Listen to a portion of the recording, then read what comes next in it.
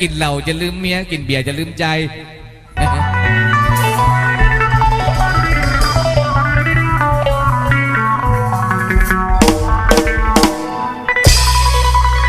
เหลือบอดี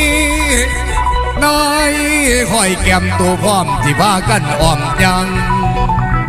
ไปค้าขายที่เมืองลังตอนกูค่อยนับลอยสิไก่บ้านดอกกินทานก่อนสิออกจากบ้านนอจากบ้านยกมือใส่นอนเหงาห่วงสิ่งศักดิ์สิทธิ์ทั้งหลายให้เบิ่งแยงนอนน้ำกุ่ม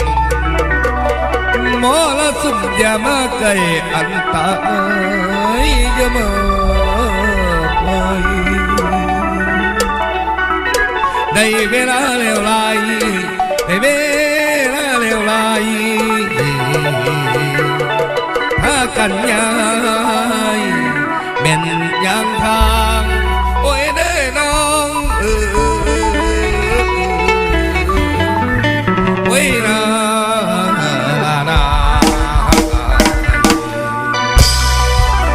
มอบไปน้องสายแสงน้องสายจุดมาเลยเด้อ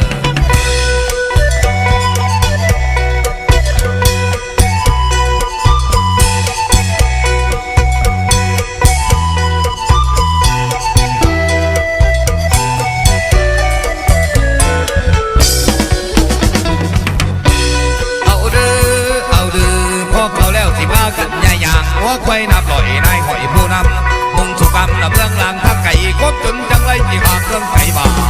ตำนานละครนายหอยใหญ่ผู้ที่มีแล้วหัวใจจะบินกล้าเก่งไม่เคยกลัวใครเหยียบย่ำไปและทั่วพื้นแผ่นดินชาวบ้านมีอยู่มีกินนายหอยทำบินก็ช่วยเหลือเทียบดู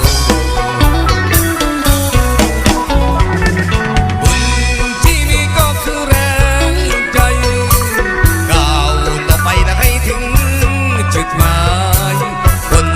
เขาเรียกว่าพ่อพระควายอีสานบ้านคอยเปิดบ้านได้หอ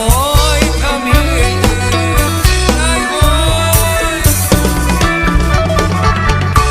เดินดินเอาคอยไปขาเดินดินเอาคอยไปขาถ้าลูกน้องออกยาตามทั้งละวัวแก่นไล่ล่าไล่โอ้ไล่พากันยายเป็นยังไปด้วยความจริงใจและไม่เคยจุดสิ้นไม่คอยทำบินบอกเคยพอบอกเคยพอขอบใจเด้อต้องใส่เสียงน้องขอบใจได้เด้ออายุดีมีเงินสุขภาพแข็งแรง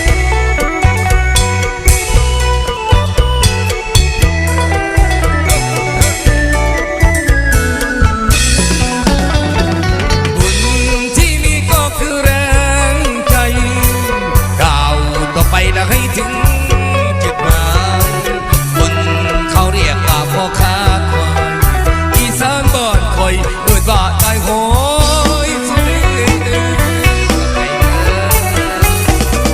ดินเอาค่อยไปขาเดินดินเอาค่อยไปขาทำผ้าลูกน้องออกยาตามทางหลังวัวเขียนไล่โอ้ไล่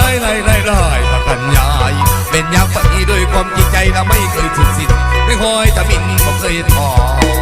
บอกคือ